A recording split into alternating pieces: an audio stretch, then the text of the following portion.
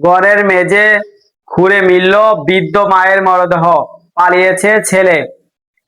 নীলফামারীর কিশোরগঞ্জে নিখোঁজের 2 দিন পর ঘরের মেঝে খুঁড়ে এক বৃদ্ধ মায়ের মরদেহ উদ্ধার করেছে পুলিশ। এ ঘটনায় জিজ্ঞাসাবাদের জন্য 2 জনকে আটক করা হয়েছে। বুধবার 3 জুন রাত 12টার দিকে বড়বিটা ইউনিয়নের উত্তর বড়বিটার ময়দান পাড়া এলাকায় নিজ ঘর থেকে এই মরদেহ উদ্ধার করা হয়। নিহত মারুফা বেগম এই এলাকার মৃত আশরাফ আলীর স্ত্রী, 3 সন্তানের জননী। নিহতের স্বজন ও পুলিশ জানায় যে মারুফা বেগমের ছোট ছেলে লাবির মিয়া ঢাকায় চাকরি করেন। তার বড় ছেলে জুয়েল মিয়া সহ বাড়িতে থাকেন।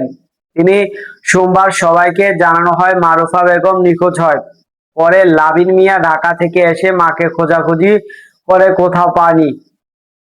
লাবির মিয়ার স্ত্রী গতকাল নিজের ঘরের বিছানা গোছাতে গিয়ে রক্ত ও ঘরের মেঝেতে ফাটল দেখতে পান। পরে লাবিন মিয়া থানায় এসে পুলিশকে বিষয়টি জানান। পুলিশ ঘটনাস্থলে গিয়ে বিছানার তোশকের নিচে রক্ত এবং ঘরের মেঝেতে ফাটল দেখতে পান। পরে ফায়ার সার্ভিসের সহায়তায় ঘরের মেঝে খুঁড়ে মারুফা বেগমের মরদেহ উদ্ধার করে। এই ঘটনায় নিহত ছোট ছেলের অভিযোগ, তার বড় ভাই জুয়েল তার মাকে হত্যা করে ঘরের মেঝেতে পুঁতে রেখেছেন।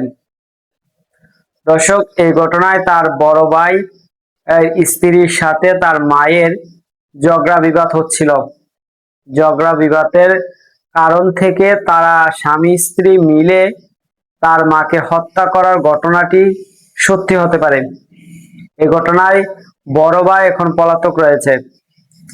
দর্শক, সাবস্ক্রাইব করবেন, লাইক করবেন, শেয়ার করবেন, কমেন্ট করতে ভুলবেন না।